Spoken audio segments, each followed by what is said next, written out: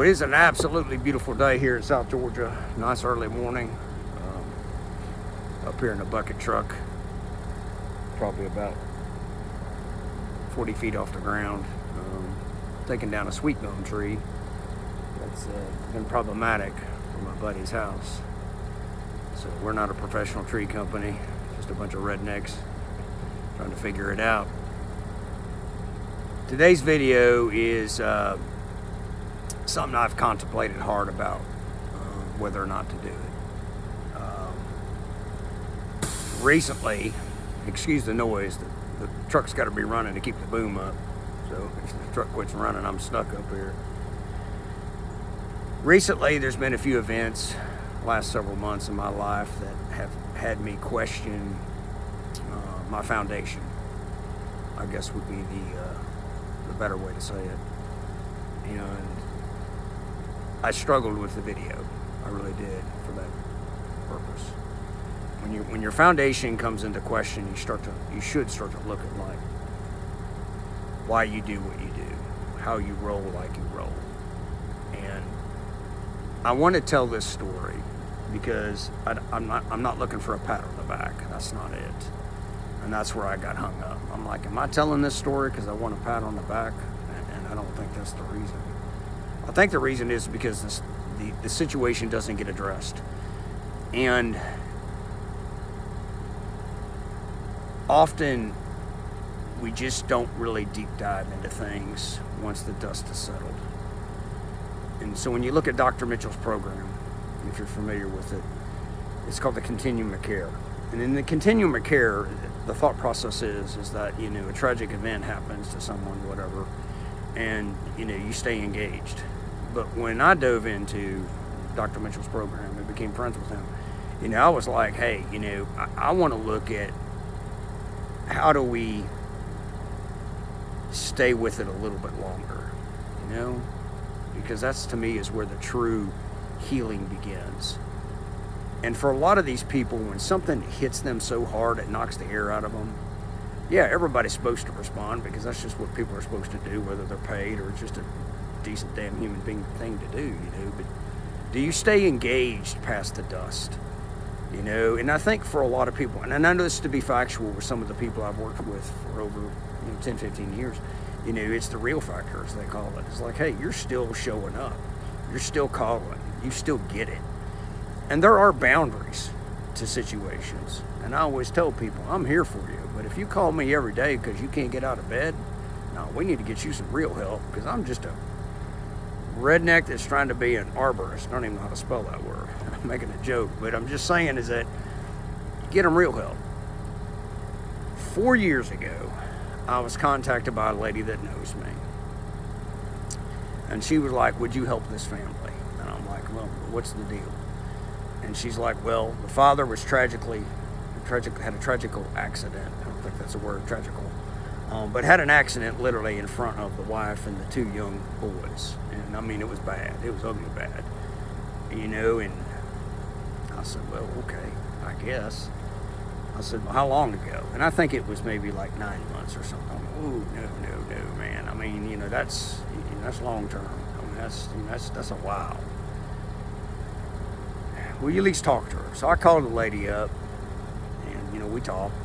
She had tried to do therapy for the boys, and she wasn't focused on her. She was focused on her boys. And, sorry, a whole group of doves just flew by right over my head. And so, I ended up talking to her, and I was like, well, I guess I could come down one day and eat supper with y'all. And so I did. And, of course, the boys knew I was there. And that's pretty much it. So I hung with them. Go eat supper with them.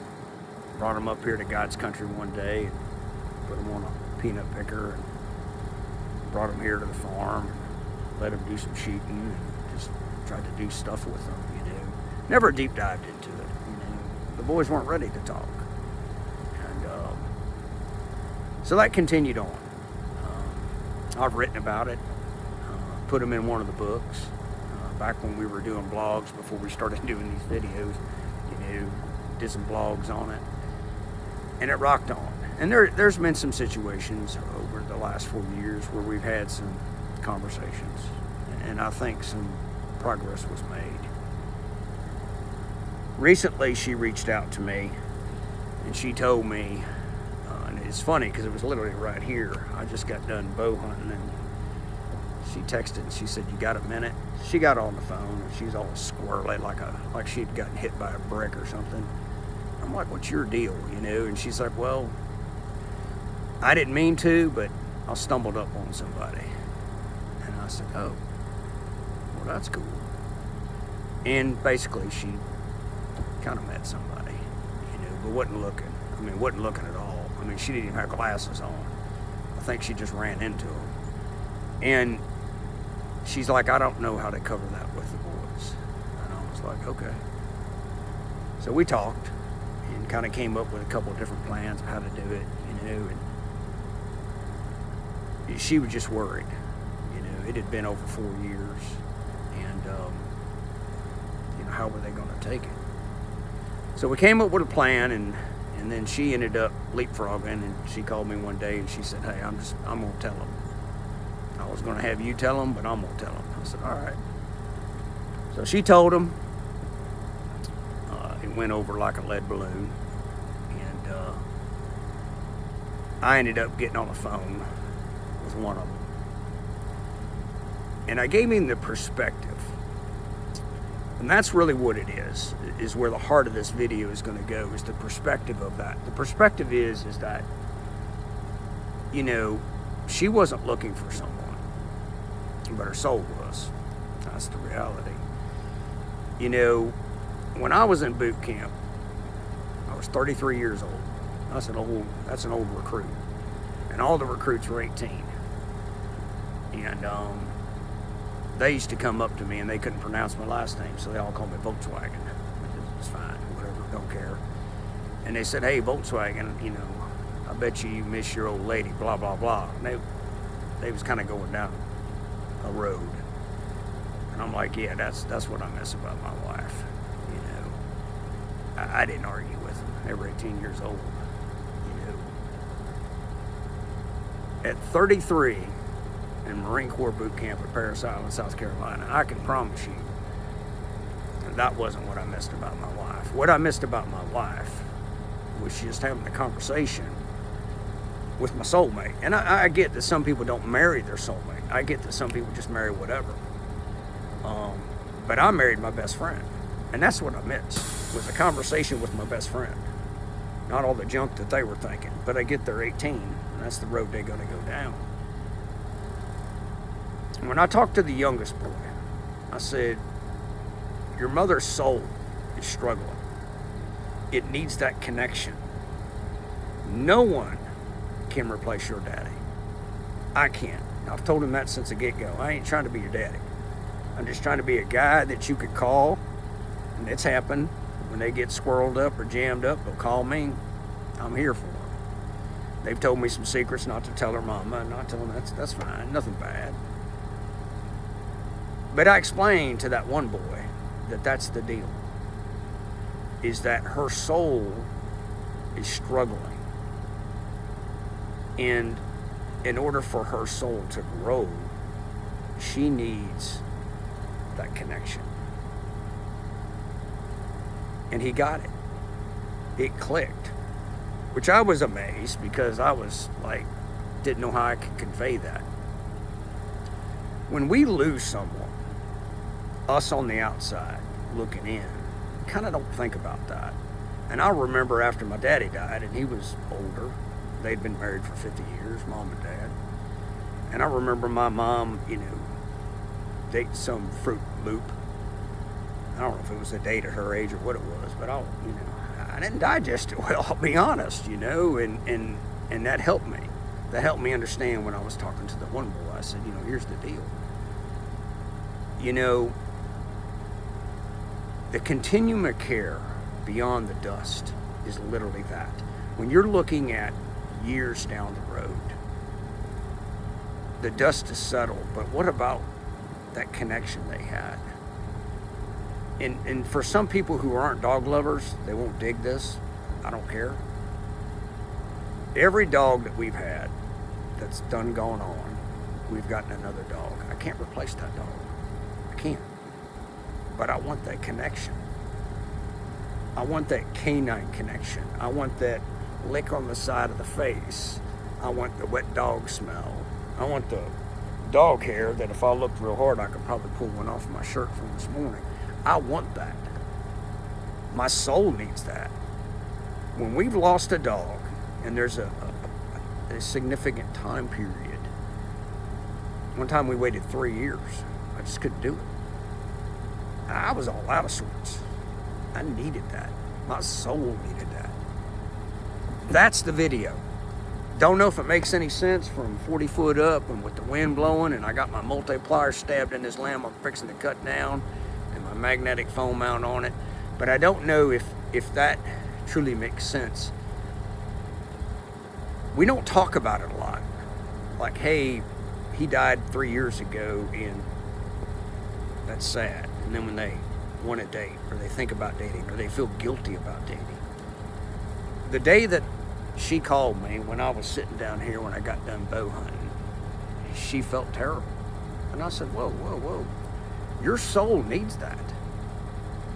You know, you didn't go looking for it. The dust is done settled.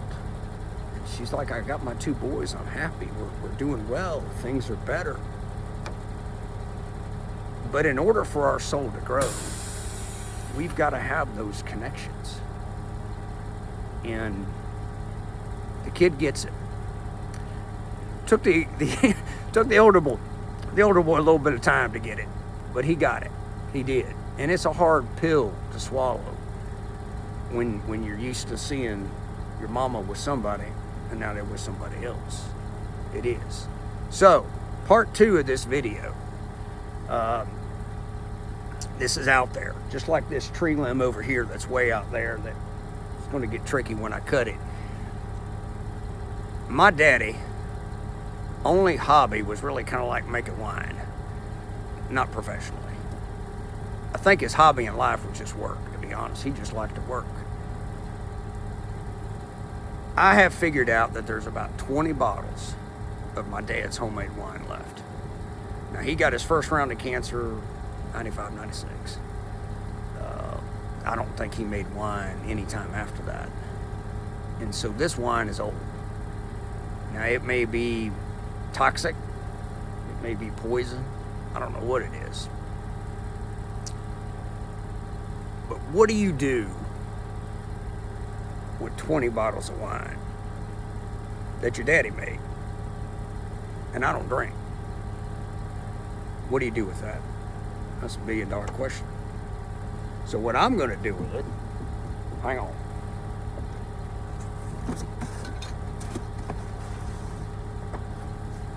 I know, it's pretty crazy. I got a bottle of wine up here in the bucket truck.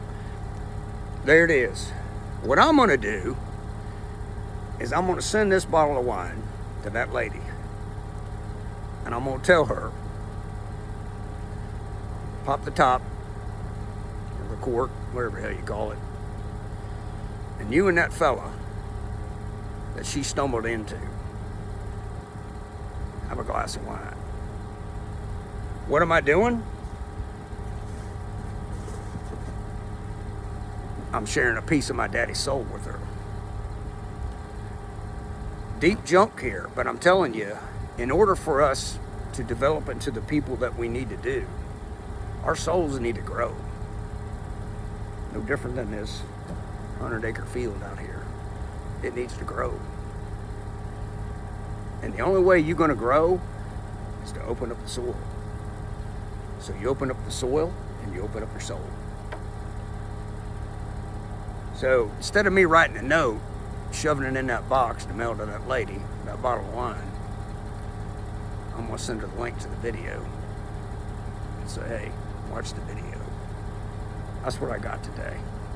I don't know. It's kind of out there because I'm out there today. I think this helmet's smashing my brain a little bit. I'm going to buzz you around. Beautiful view. Got the oldest boy coming over here in a little bit with the tractor to help me start picking up some of this debris. And so far, we ain't dropped nothing on the roof. And we just had a new roof put on. So you know I'm not real bright, because before you do all this crap, you do it when you have the old roof on. But I never was that smart. Anyway, hang on. All right, there's the view. There's about chainsaws, a bottle of wine. There's the bucket truck. Check it out.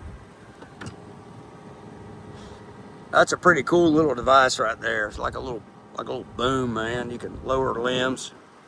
So you don't drop them on junk. There's my multiplier.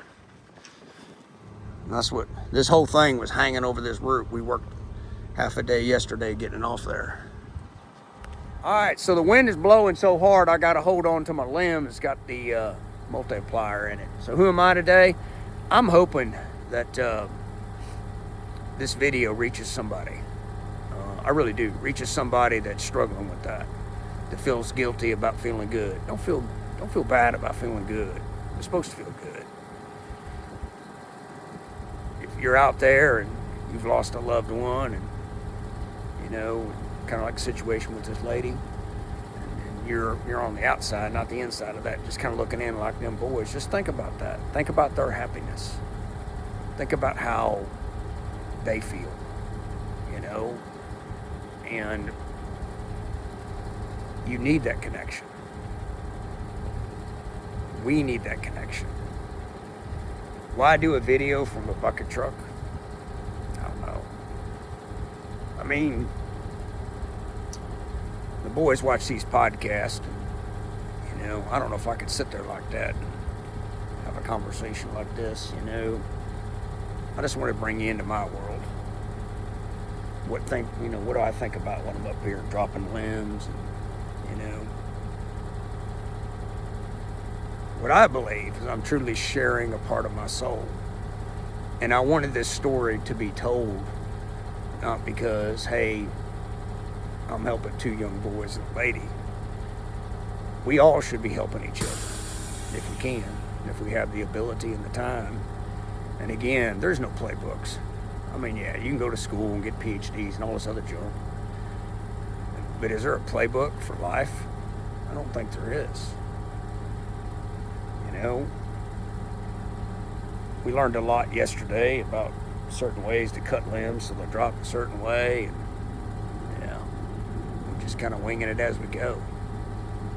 So with that being said, I got to get to work, because that oldest boy is going to come over here in about 10 minutes, and he'll be like, man, you ain't got much done. You've been up there lip flapping and talking to that phone again. Y'all take care. Have a great day. I hope you enjoyed the video. I hope you share it. I want to thank you. We do notice the channel is growing. We're getting some good comments. Somebody texted us sent a comment in from the Netherlands. Rock and roll, man. So, I got to get to work. Take care.